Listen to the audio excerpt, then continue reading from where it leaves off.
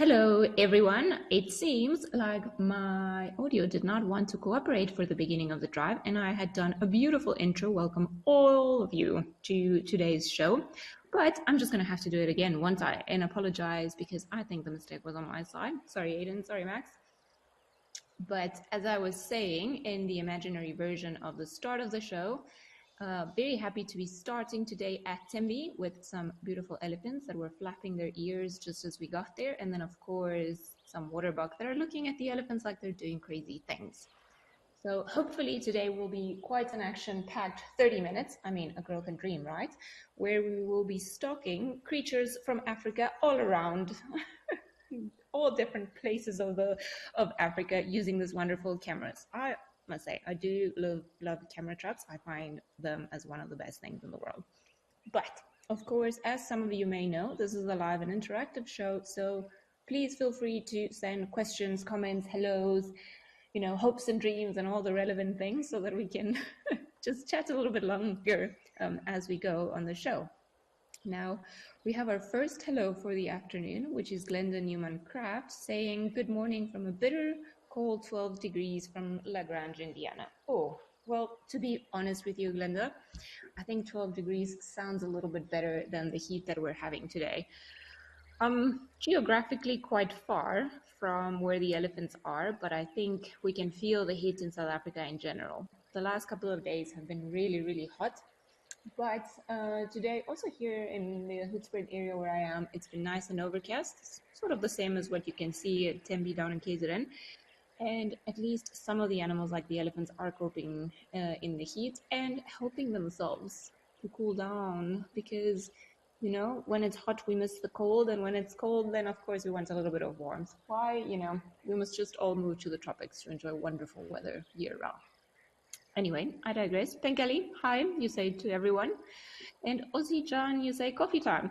It must be very nice waking up and seeing elephants like that. I wish I had like a massive screen and I could have my coffee with the elephants on the screen when I'm not having coffee with them actually in the bush, because to be fair, that trumps everything. That is the best way to start the morning. Bob from Kalamazoo, you say good morning from cold Michigan. Hello, Bob.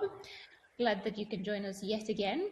I think these elephants are enjoying quite a bit of the weather today, and I think it doesn't seem like they're in a particularly wet patch. They're trying to throw some mud onto their shoulders and their bellies and their bodies just to protect themselves from the sun.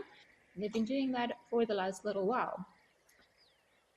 As I was saying earlier, it's quite hot. It seems like Max is pointing towards Old Kenya. He's letting us know that there is another big animal in the camera there. So let's head over all the way to Kenya and have a look at what's looking.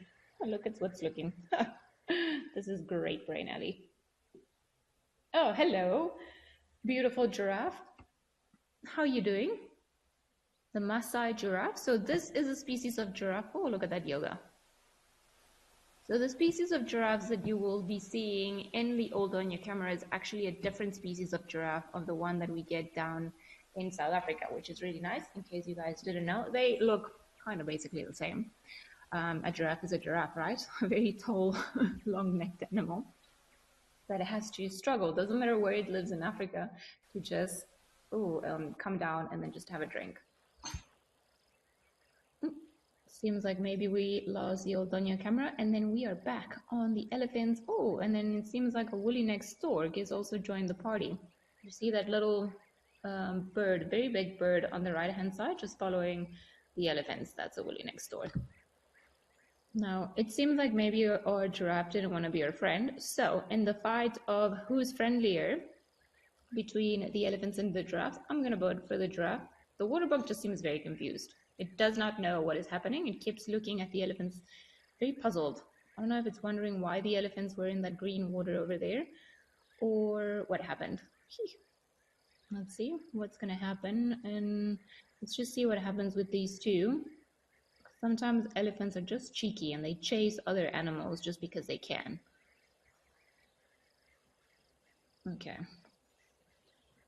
Pretty relaxed, non-aggressive behavior. Waterbug, very clever, gave right of way to bigger animal. All right, seems like maybe we got Old Kenya back, so let's go and have another look at the giraffe. Hopefully it's still drinking.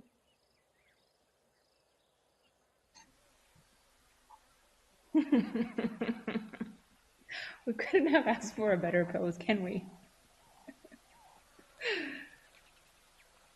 It's very stressful and very difficult for giraffes to actually go down. There are a lot of interesting biological adaptations that actually allow them to bend that way and then just ensure that their brain doesn't explode from all that blood that is rushing onto their heads. Because of course gravity acts a lot harder there. So it's basically a very clever system where the blood, before it gets to the brain, it gets diffused into a bunch of different smaller capillaries all around their heads, so that, can you imagine the heart's pumping the blood at a very high pressure just to make sure it goes all the way up to the brain, and then all of a sudden the giraffe puts the head down and the high pressure doesn't change. So has to be another way for it to actually being able to go down and drink. But having said that, this is quite an unusual sight because giraffes don't really have to drink every day. They get most of the moisture from everything that they eat, especially now in the sort of, well, not in Kenya really, but in the rainy season. So like in South Africa or in Botswana, Zimbabwe, Namibia, etc., they will get most of the water that they need from what they eat. They've got a very, very efficient digestive system, and they pretty much can absorb everything from there. So when they do go for a drink, there's always a special event. It's not incredibly rare, but it doesn't happen all that often. Look at all those little birds fluttering about there on the giraffe. Those are the oxpeckers, which, if you must know, are my favorite birds. I find them so cheeky. They're always causing trouble, always doing something they're not supposed to, getting into into some wildlife nether regions, getting into their ears, getting into their noses. They're not ideal, are they? They're very funny. Think, Ellie, you're wondering if the woolly neck storks are territorial. Well, as far as I know, they're not territorial, but I will have to double check on that. I would imagine they do not like other ones in their area. I actually have seen them in colonies, so I don't think, not colonies, but smaller pairs. Okay, we'll have to check on that, but I don't think they are particularly territorial. But most of the bigger birds, they won't really defend an area altogether. What they do is, if there's obviously another woolly neck stork that is coming trying to steal their mate or poses a threat to their chicks, and of course they respond in a very aggressive manner, and then they chase them off. So as to being dutifully territorial, where they advertise their presence and make sure that others don't come, I'm not entirely sure if that happens with them. I've actually never even thought of it. I've seen them in sort of like pairs and in smaller groups. I don't know. Especially, well, other stores like the woolly neck stork, the yellow-billed storks. You do see them quite a bit, and you can see them in big flocks as well. So I suppose it's species dependent. Bye, Giraffe. Thank you for joining us. We had a good time with you. I'll bring the lions and the zebras. Or another woolly neck stork, so we can see them there. Oh, hello, little dassies. How pretty are they? Oh, look at the little one. Is it a little one?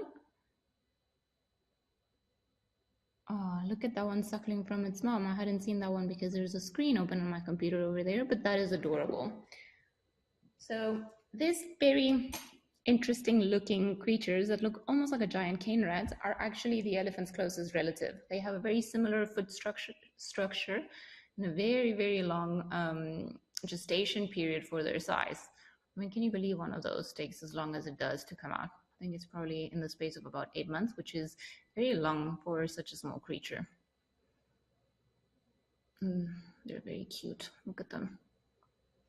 I must say though, and this is a bit of a funny story, I was in Kenya last year, and then we've got the rock hyrax or dassies, and then we've got the tree ones, and they are very loud creatures, especially at night, and there's always a fight, and then somebody's going to try to chase somebody off, and do I have spent sleepless nights in Kenya with the tree dassies. They almost sound like a donkey. It's almost like the noise that comes out of them, and I'm not going to try to imitate it because I'm terrible at imitating the calls of any creature. It doesn't sound like it can come from an animal. It really cannot. But when they're so nice and sitting like that, they're so sweet. I mean, this is obviously a colony. I suspect that there are other adults all around, other females to which these little ones belong because they're getting outnumbered. And then, of course, there will be sort of a dominant male that will be with all his harem and all the little ones. I think, Ellie, you say you see the woolly neck stores often at Tembi, and then you're just curious. No, it's a great question. I think it's funny how sometimes we see certain things as guides, and then we don't really know the answers to all of it, of course. I mean, I wish I did. But I love doing this type of shows and those things exactly because of that, because no two people think the same way. And then things that certain people wonder about are either very obvious to other people or it's stuff that you've never ever thought about. So that's always curious. And I suppose that's the way you continue learning, is just by pushing each other and having different points of view of all the different things. So that is always nice. Look at those two little troublemakers on the right. It's almost like it's too hot for all of them to actually do things.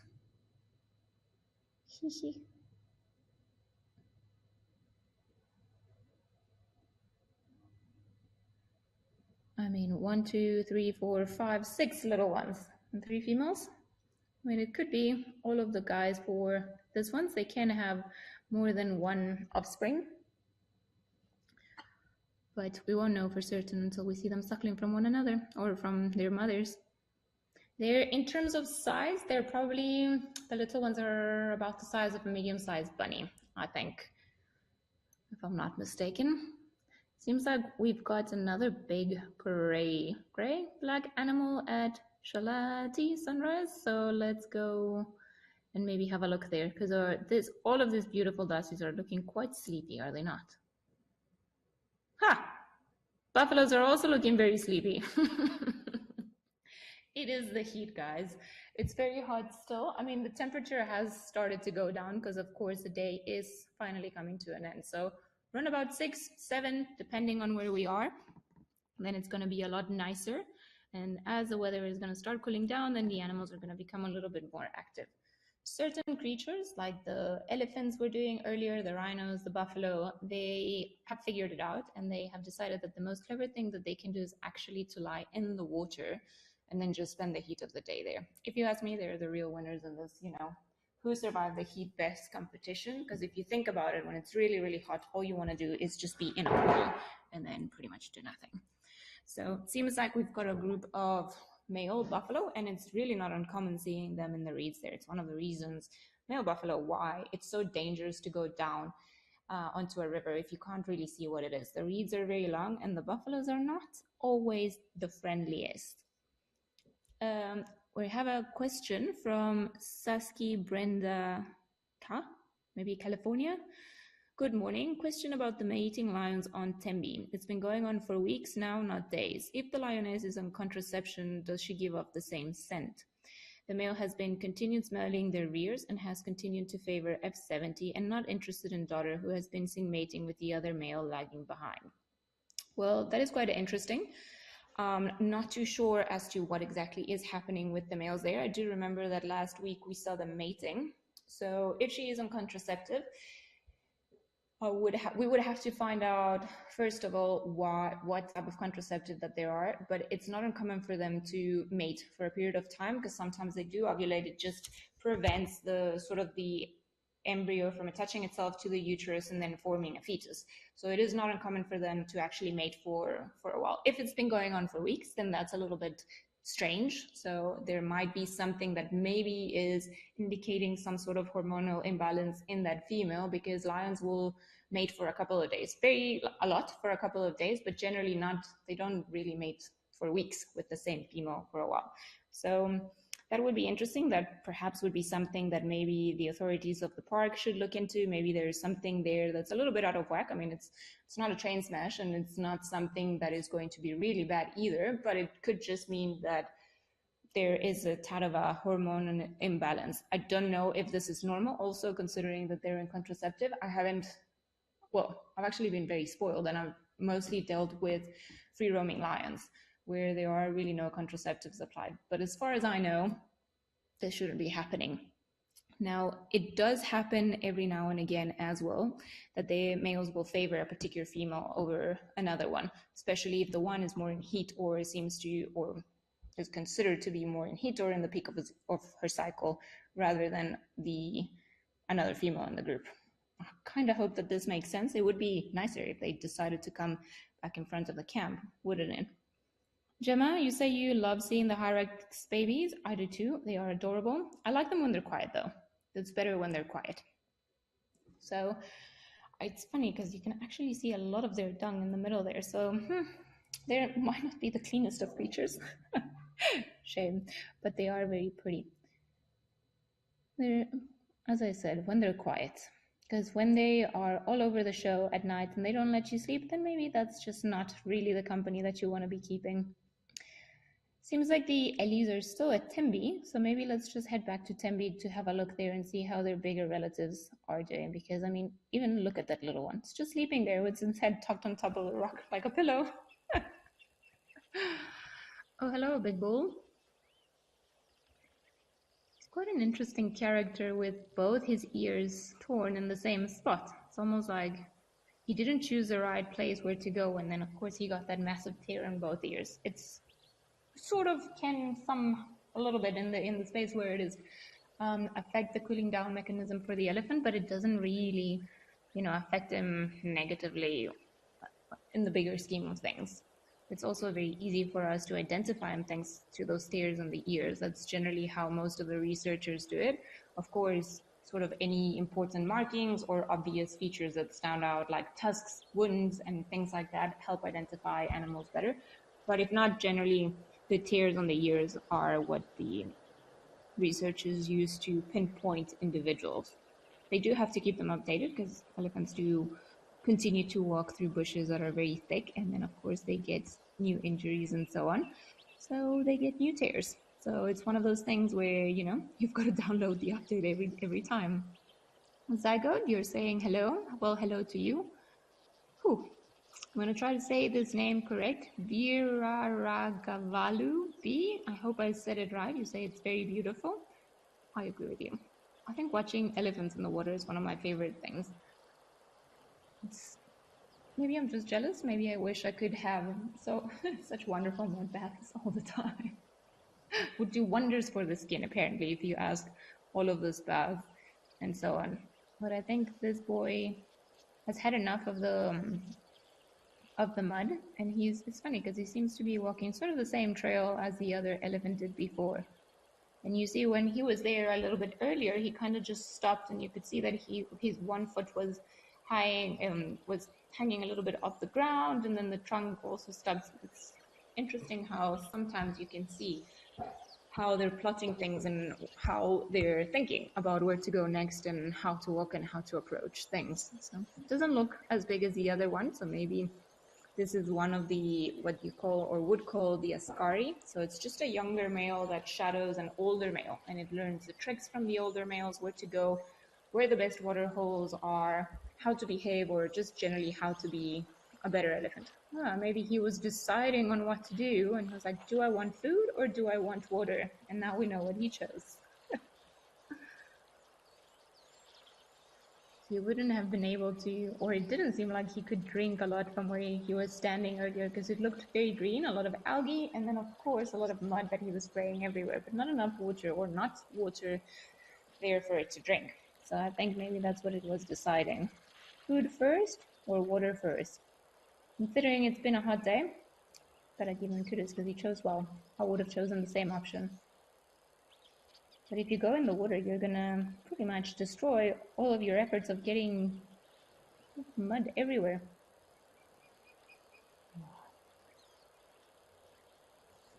I think maybe he doesn't know what he wants. Maybe he's upset about it. Seems like we've got some more elephants at Olifant, so let's have a look there, because that is quite a big river, and it's very close to home for me. Mary Momo, you say, hi Ali and gang from a cold, wet Hot Springs, Arkansas. Late commenting, but been watching. Well, very happy you got to comment and then say hello to all of us, and that the elephants are here to say hi to you. Oh, even the elephant even shook its head. It's like, no. We always like it when people comment. Makes it easier. It's nicer when you feel like you're talking to other people, right, elephant? Why are you being shy? I must say, the Elephants River is one of the most precious rivers that we get around this area. There's a lot of water, of course, and then ironically, of course, Olifant means elephant in Afrikaans. So it's very appropriate that we had an elephant in the Elephant River today, isn't it? Oh, elephant, you are not a great animal, are you? But it's nice to see that part of the bush is quite green around there. Everyone's been complaining since I got back to South Africa, because I've been away for a little bit, that we have not had enough rain in this area. So some people in certain regions are complaining that it's been way too much rain or too much localized rain, and then some others are complaining that it has not been enough rain for the total of what it is of the year, so we're going to have another drought. So, well, we go through this every year. But then comes March, and then we get a lot of rain in South Africa or around this area, and then just people stop panicking for a couple of months, and then we start again. Because what else is there to do? Well, hello. Seems like the elephants are out everywhere. Also, the elephants in Tau, and then some birds. I'm trying. Oh, I can't think of the word for the bird with the red beak, and it's a very obvious one. It's a goose. It'll get back to me, and then there seems like a coot around there as well. All the elephants are being clever and then are just around the water, although this guy, because he's looking a little bit darker on his legs, I would imagine that it just was in the water not too long ago, and then it's either been dust bathing, as you can see in that white patch over there of loose sand, or all of the dust that he's putting up, or maybe he was even eating some things there. Maybe you want to eat something there? No? Come back to the water? Try spur-winged goose. That is the name of the other thing that I saw. Sorry, don't know why my brain didn't want to work. Oh, that's beautiful. That is really what photographers dream about, is just seeing elephants do that kind of stuff and then just spray all the dust. So it's not enough to cake yourself in mud. You also have to cake yourself in sand, soft sand afterwards.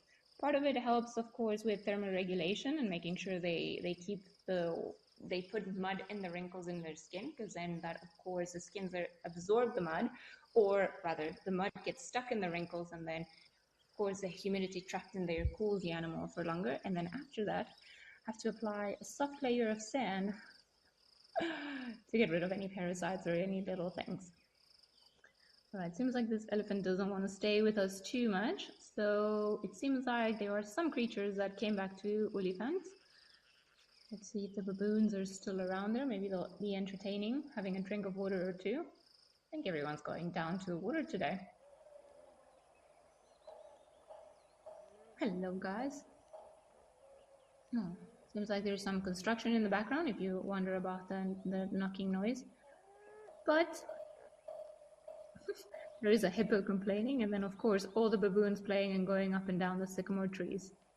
Zygote, you said there was a long-tailed paradise wider at Nomad Cam yesterday. Well, that's pretty cool. Of course, now in the summertime, we get a lot of migrants and birds that are in breeding season, so they come up with these beautiful long tails or colors, or it's a nice time of the year. I haven't done much birding this year. I actually sort of let the birds come to me, but paradise wider are very nice birds to get on your list. They're pretty. Very long, very, very long tails, as the name suggests. Kind of like these baboons that don't have prehensile tails, unlike some of the monkeys we get in other parts of the world.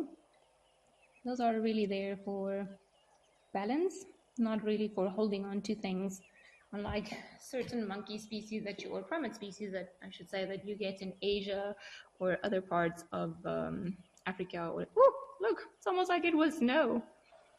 And the Americas. That was funny when all the leaves fell down.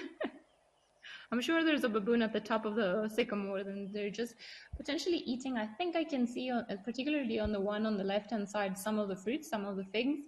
And I think they're probably gone all the way up on top of the tree, and they're just eating the figs and just knocking down things as they move along.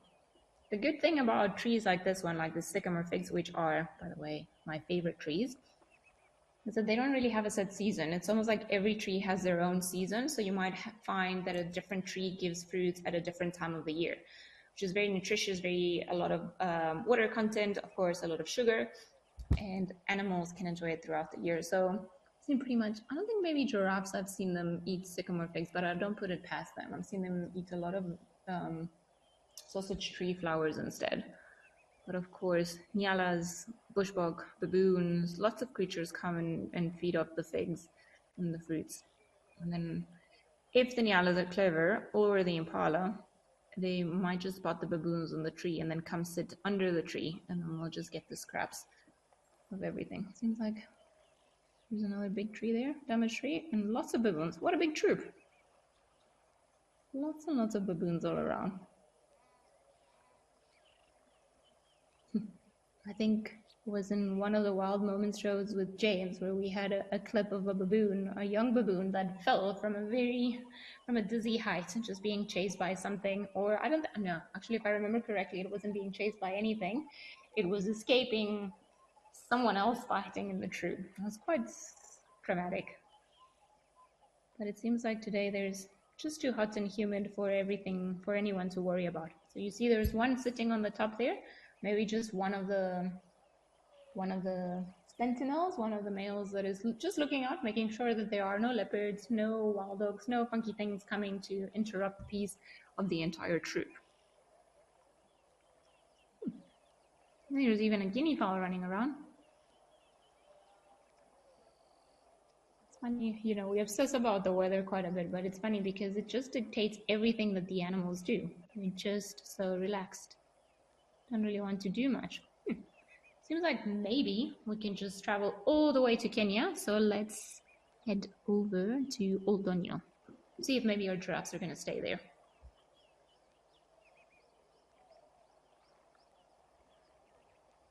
No? Are we staying in elephants? I mean, we can also do baboons. Ah! Look, there's more. They came back with a vengeance. Hello, giraffes, and thank you for being friendly with us. I am a little bit sad that we had no zebras whatsoever coming onto the show today because today is International Zebra Day. And zebras and giraffe kind of always go together, don't you think? I don't know why. It's one of those 2-for-1 combos. Like you get elephants and buffaloes, giraffes and zebras. I don't know if it's an unspoken rule, but it's just kind of the way it works. There we go. It's always funny. They always have to like flick their heads up and then just do that little jump before they go up. In fact, we've got maybe two, I can't see the one, but I think maybe 2 females and a male.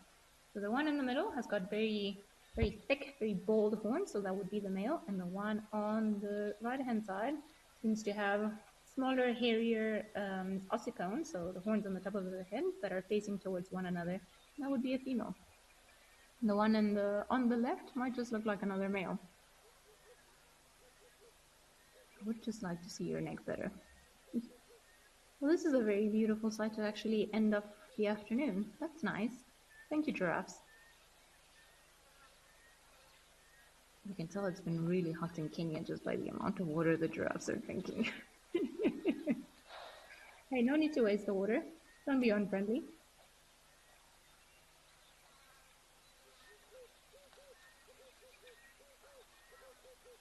I do love watching giraffes drink.